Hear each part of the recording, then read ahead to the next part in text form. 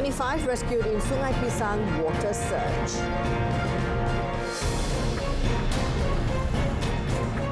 Malaysia must remain vigilant in security matters.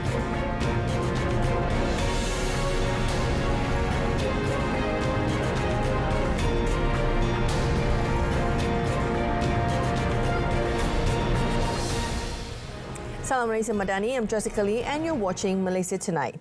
The Fire and Rescue Department has rescued 25 people trapped by a water surge at Sungai Pisang, Selayang at around 1:30 p.m. today. Now, all 25 of them were enjoying their outing as they walked from Kuala Lumpur towards Karak along the river and were trapped in the river tunnel. Selangor Fire and Rescue Department Operations Division Assistant Director Ahmad Mukhlis Mukhtar said they received a distress call at 1:41 p.m. and dispatched a team of 6 firefighters from the Selayang Fire and Rescue Station. Now, all 25 victims, 20 locals and 5 Indonesians aged 20 to 40 were rescued. There was another group of 39 people who used the tunnel from Karak to Kuala Lumpur, and all of them managed to save themselves without the help of firefighters. Prime Minister Datuk Seri Anwar Ibrahim is determined to ensure that school environments across the country are consistently in good condition. In a Facebook post today, the Premier said he will continue to ensure that the environment in every school nationwide remains well maintained, allowing children to focus on their studies. The Facebook post also featured images of his political secretary, Ahmad Farhan Fauzi, inspecting the facilities at Sekolah Menengah Kebangsaan or SMK Sultanah Haja Kalsum in Kuantan, Pahang during a recent visit on his behalf in Indra Makota. Ahmad Farhan also interacted with parents, teachers and students at the school. Malaysia cannot afford to be complacent, even though it currently ranks as the 10th safest country in the world in the 2024 Global Peace Index. Deputy Prime Minister Datuk Seri Ahmad Zahid Hamidi said this is due to the increasingly uncertain global security landscape, which has created some tensions and conflicts in several countries at this time. Therefore, the Deputy Premier noted that the Malaysia Madani framework needs to be embraced by all layers of society as a link to the government's policy in achieving global prosperity. Konflik dan ketegangan geopolitik seperti peperangan antara Rusia dan Ukraine, pencabulan berterusan Israel terhadap Palestin, ketegangan antara US dan China, krisis ketenteraman awam di Bangladesh dan rusuhan di United Kingdom, serta ekonomi global yang tidak menentu mewujudkan ketidaktentuan yang berpanjangan. Kita di Malaysia sebagai kerajaan dan rakyat Malaysia wajib bersyukur kerana Malaysia amnya berada dalam keadaan sangat selamat. He said that through the National Security Policy 2021-2025, the concept of comprehensive security introduced must be continuously implemented through multi-sectoral cooperation, requiring integration in policy, strategy, operational actions, and resource management.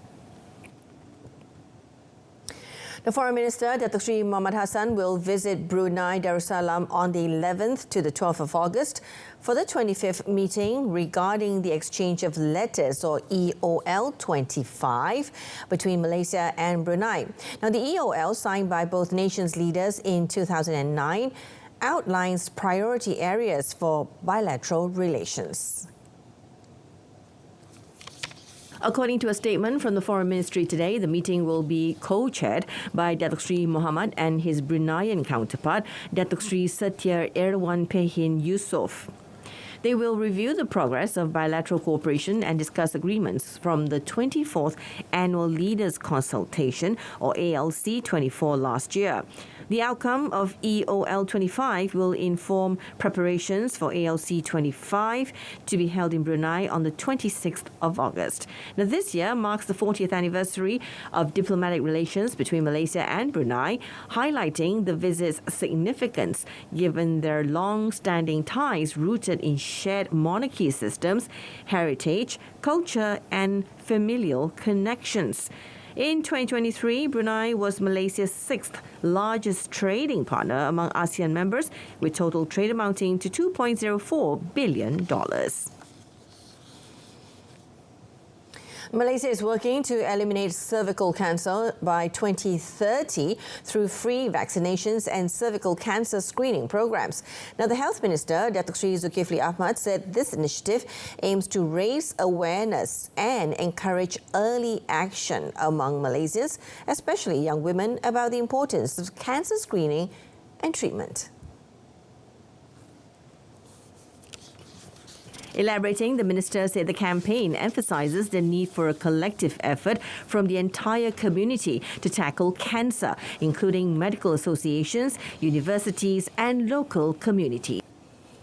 Very important awareness, literacy, and making those that are not able to get access, we must reach out to them to explain to them why screening is so very important. Yeah, and now it's all available and for free. For free. Imagine going to a private hospital, you get to do this screening, it costs you 300, 400, 500 ringgit at any one time. The campaign also includes broader efforts like promoting mammograms for breast cancer detection and colorectal screening. Additionally, there is a focus on reducing obesity and sugar intake, which are linked to an increased cancer risk. Public access to free screenings and vaccinations is a key component of this campaign, ensuring that those with limited income can also benefit from these essential services. The campaign also aims to raise awareness and cancer literacy, emphasizing the importance of making screening services easily accessible to everyone.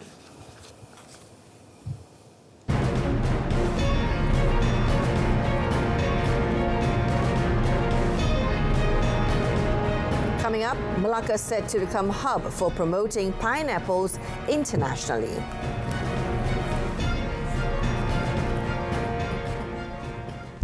Kecemasan, boleh saya bantu? Hello, there's been a motorcycle accident here. Maybe an elephant ran it over. Sir, there is fire accident at the address number 5 Jalan Cervical, Shah Alam. PGO from FRT Shah Alam, there was no fire accident here. Over.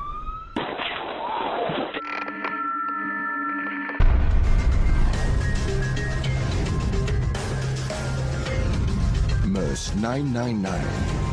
Use it wisely. Welcome back. The Rural and Regional Development Ministry has allocated 1.5 million ringgit to organise the Rural Entrepreneur Carnival (KUD) at Di Bendang Festival in Malacca next year.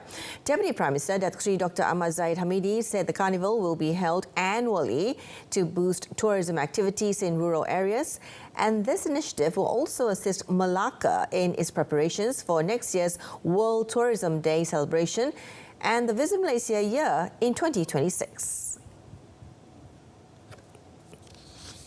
Ini bukan hanya soal domestic tourism ataupun untuk mengambil pelancong-pelancong dalam negeri, tetapi kalau promosinya terus dijalankan, apatah lagi pada tahun 2026 kita akan menganjurkan tahun melawat Malaysia.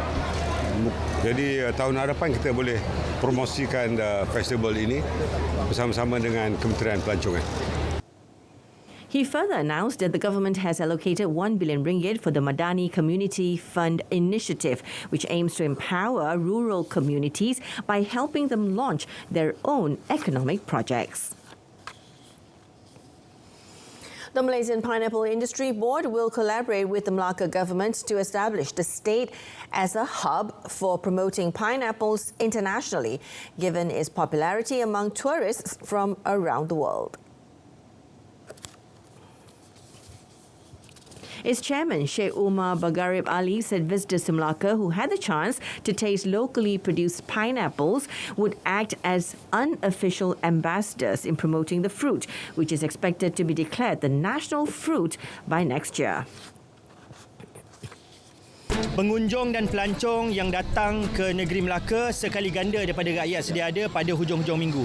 Mereka ini adalah duta-duta yang akan merasa nenas dan membawa balik kualiti cerita tentang kualiti nenas kita keluar, bukan sahaja luar negeri, bahkan luar negara. Sheikh Umar Bagharib said an initial step to establish Malacca as the National Pineapple Promotion Centre was the opening of a pineapple collection hub for the central region, encompassing Malacca, Selangor and Negeri Sembilan at the Jasin Correctional Centre last April. Meanwhile, the State Rural Development, Agriculture and Food Security Committee Chairman, Dr. Mohammad Akmal Saleh, said the state government is identifying several plots of land in Malacca that have the potential to be developed into agro-tourism areas specializing in pineapple cultivation, especially in rural areas. Now, this initiative aims not only to boost the local economy, but also to drive the state's agro-tourism sector and provide tourists with diverse experiences during their stay in Malacca. Meanwhile, in Sarawak, the pineapple plantation in Tukau Miri, which covers over 30 hectares, has emerged as the leader in cultivating the Sarawak Gold variety. Now, the Agriculture and Food Security Minister, Datuk Seri Muhammad Sabu, said that the plantation has the potential to boost the pineapple industry for the domestic and international markets. He believed that in the next few years, Malaysia will be able to increase its global pineapple exports. Currently, the global demand for Malaysian pineapples is 4,000 containers, but the country can only produce 800 containers. Malaysia's primary pineapple exports destinations are currently Singapore, China, Europe, Japan and Germany. Kita harap dengan ladang benih yang kita melawat tadi, benih itu dapat disebarkan di Sarawak dan juga di seluruh Malaysia. Maka kita harap penanaman ini yang hanya mengambil masa 9 bulan, beberapa tahun lagi kita dapat mempertingkatkan ekspor nenas kita di peringkat antarabangsa. Meanwhile, the Malaysian Pineapple Industry Board said that Sarawak has great potential to become the country's largest pineapple producer, second only to Johor. Now, this is because Sarawak has 59,000 hectares of unused land that can be developed for pineapple cultivation. In Sarawak, there are 700 pineapple farmers concentrated in the areas of Samarahan, Betong, Muka and Miri. Outgoing EU Ambassador to Malaysia, Michaelis Rokas, is optimistic about the imminent restart of negotiations on the stalled Malaysia-EU Free Trade Agreement, or the MEU FTA.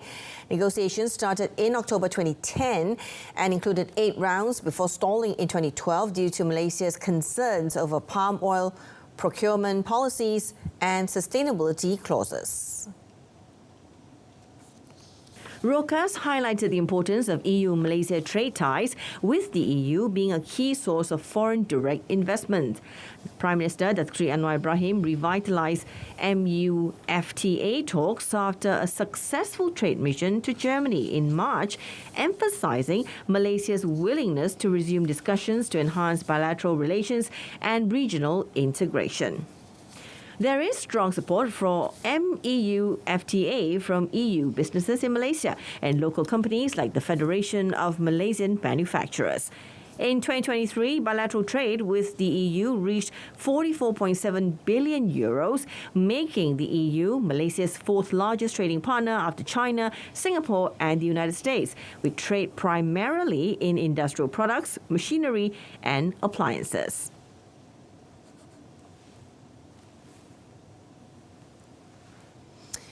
The Orang Asli community is challenging stereotypes and overcoming marginalisation.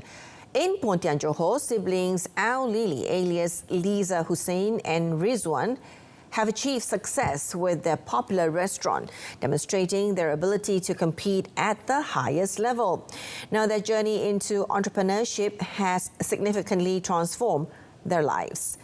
Aiman Al-Wazmin reports. Their restaurant, Asam Pedas Asli Mu'alaf, located in Pontian Kecil, is a family-run business.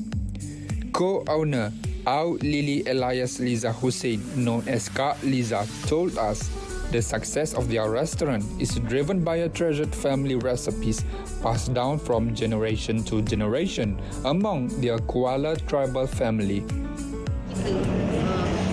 Kebanyakan pekerja yang tolong tu adik-beradik sendiri, sebab menu utama Asam Pedas ni dia menu keluarga turun-temurun. Ya, menu ni memang asal daripada nenek, arwah nenek, turun ke mak dan ke akak sendirilah. Kita tak boleh buat sendiri, jadi dia lebih banyak membantu lah, macam adik-adik ipar, staf-staf kita yang banyak membantu kita buat kita semua. Memang staf kita memang banyak menolong, membantu kita untuk siapkan lada yang kita buat ni. Their restaurant has become a must-visit destination for travelers from Singapore and Indonesia, inspiring them to create their own Asam Pedas-based products. Kak Liza and her siblings come from a fishing family in Seri Mahkota Orang Asli village near Jalan Parit Ibrahim, Pontian. Their journey from humble beginnings to successful entrepreneurs is a testament to perseverance supported by strong governmental backing. Au Lili received 20,000 ringgit from the Orang Asli Entrepreneur Guidance Grant to further expand the business, while Jakowa's entrepreneurship courses and carnivals have played a crucial role in their success.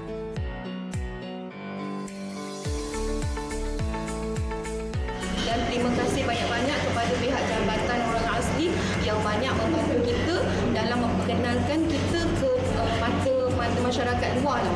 Contohnya macam mereka adakan karnival setiap tahun tanpa mengira yang kita ni daripada ceruk mana kebanyakan orang asli kan duduk di pinggir hutan, di pinggir sungai, jadi mereka tak ada memikirkan kita. Kita yakin mereka ini terus maju dan akan menjadikan idola kepada anak-anak awam yang lain. Dan pastinya anak-anak ini mereka akan terus mengejar impian mereka untuk menjadi seseorang. Maksud seorang itu, adakah mereka menjadi seorang lawyer, adakah mereka menjadi seorang doktor, adakah mereka seorang engineer, semua itu terletak pada pilihan masing-masing. Dan pastinya Jakob tak pernah meninggalkan mereka. Unwavering support for this indigenous group can significantly enhance their standard of living and overall well-being. Their participation in economic ventures should be wholeheartedly encouraged in line of the Bumiputra economic transformation to ensure national sustainable progress. Aiman Al-Wazmin, RTM. The National Automobile Museum, or MAN, plays a crucial role in celebrating the automotive industry's evolution, strengthening national unity. Now, National Unity Ministry Secretary General Dato' Azman Yusof said Malaysia's automotive industry has evolved in parallel with the country's economic, political and social progress, culminating in its independence on the 31st of August 1957. Kalau kita tengok perkembangan industri automobil ni juga memberikan kesan kepada rakyat Malaysia di mana kita berjaya melonjakkan lagi imej kita dalam bidang industri ini, contohnya dalam pembuatan kereta pertukaran nasional pada yang seperti yang saya terangkan dalam ucapan saya tadi, telah membawa meningkatkan imej kerajaan, dan dalam masa yang sama rakyat Malaysia pelbagai kaum bangga untuk memperolehi produk negara sendiri. Dato' Azman emphasized the importance of MAN as a treasure trove, preserving the rich history and achievements of Malaysia's automotive industry. He highlighted that the younger generation has the opportunity to explore the roots of Malaysia's automotive industry, demonstrating the nation's success in this sector. He also encouraged MAN to continue developing creative and innovative programs that leverage the latest technology, ensuring the museum remains relevant and a prominent tourism attraction in the Sepang district.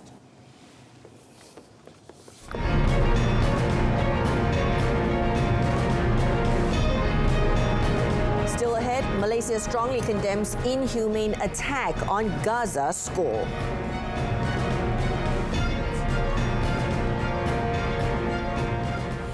Now, Malaysia has welcomed the joint statement from the leaders of the United States, Egypt and Qatar on the 8th of August, highlighting the urgent need for a ceasefire and immediate relief for the people of Gaza. The Foreign Ministry emphasized Malaysia's support for the ongoing peace negotiations mediated by the United States, Egypt and Qatar, expressing hope that the upcoming discussions on the 15th of August will yield positive outcomes, prevent further conflict escalation, and lead to a peaceful resolution. In a statement today, the ministry urged all parties to remain focused, committed and respectful of the peace process. As a matter of principle, Malaysia has consistently advocated for peace, stability and adherence to international law. Malaysia reiterates its demand for an end to killings and atrocities, an immediate and permanent ceasefire, unhindered humanitarian aid to Gaza, and Palestine's recognition as a full United Nations member. The country reiterated its unwavering support and solidarity with the Palestinians, including their right to self-determination and the establishment of an independent state based on pre-1967 borders with East Jerusalem as its capital. Now, on another note, Malaysia has also condemned the strongest terms the inhumane attack by Israel on the Al-Tabin school in Gaza City on Saturday, which killed more than 100 Palestinians who were sheltering there. Wisma Putra said deliberate targeting of a school used by displaced Palestinians for refuge is not only a flagrant violation of international law, international humanitarian law and human rights law, but it is also a grievous crime against humanity. Israel said it has clearly shown once again that it has no desire for peace, adding the international community should no longer tolerate and accept the belligerence of Israel. The ministry also emphasized Malaysia's continuous call for Israel's allies to compel Israel to immediately stop the killings of innocent Palestinians and stop providing Israel with the tools to continue this genocide. An immediate, urgent and decisive action by the United Nations Security Council, or UNSC, is needed to enforce a permanent ceasefire to allow humanitarian aid to flow unimpeded into Palestine and hold the Zionist regime accountable for its war crimes. Bangladesh's new Chief Justice has been sworn into office after his predecessor, viewed as a loyalist of toppled Premier Sheikh Hasina, quit following protester demands. It is the latest in a string of fresh appointments to replace an old guard viewed as linked to the previous regime ousted by the student-led uprising. The presidential official said Syed Rafat Ahmed, the senior-most High Court judge, was sworn into office by President Muhammad Shahabuddin. He became the 25th Chief Justice of Bangladesh. Meanwhile, Hasina's son, Sajib Wazir Joy, thanked New Delhi for saving his mother's life, accused caretaker authorities of allowing mob rule, and warned of chaos ahead without swift elections. The members of Hasina's millions-strong Awami League have gone into hiding since she fled. There have been reprisal attacks against them, and party offices have been torched. But Wazir said the party was critical to the political future of the South Asian nation of some 170 million people.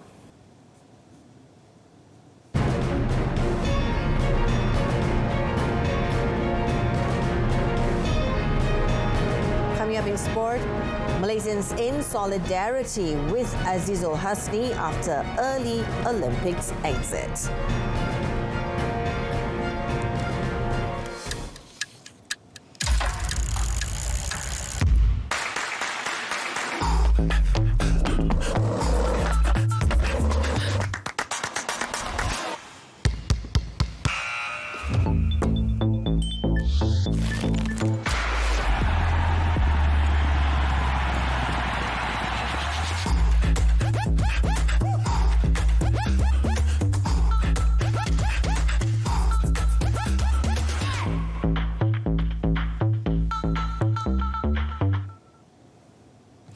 The national track cyclist Muhammad Shafridaus Sarum failed to gain a podium finish at the men's keirin at the Paris Olympics today, shattering Malaysia's hopes of his first ever gold medal.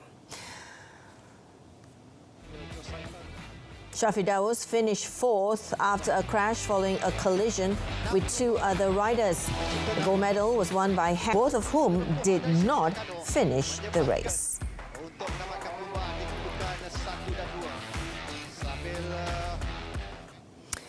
The Prime Minister Datuk Seri Anwar Ibrahim has paid tribute to national track cyclist Datuk Azizul Hasni Awang, who competed in the men's keirin race at the 2024 Olympic Games in Paris on Saturday.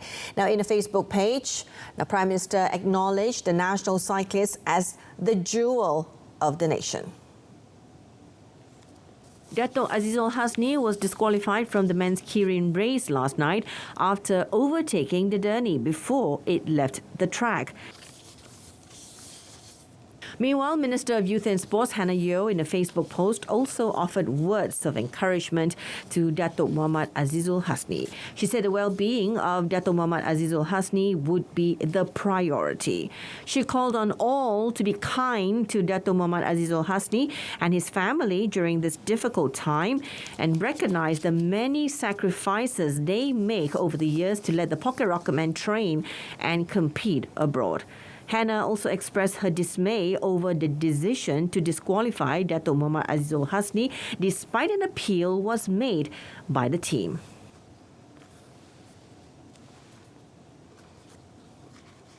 Meantime, the National Sports Institute will provide support services to Datuk Azizul Hasni, who is facing a difficult situation after his participation in the men's keirin event was cancelled yesterday.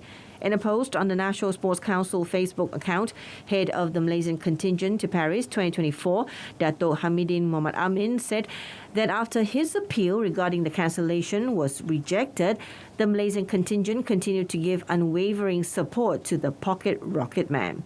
He said the Chief Commissioner and representative of the World Governing Body, UCI, maintained the decision to cancel Azizul Hasni's participation.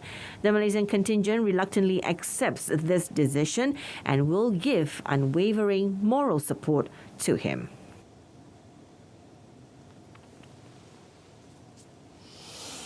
And that's it from us this evening. In our top story, 25 rescued in Sungai Pisang water surge. Malaysia Madani, Jiwa Merdeka. I'm Jessica Lee. Thank you for watching. Have a great week ahead.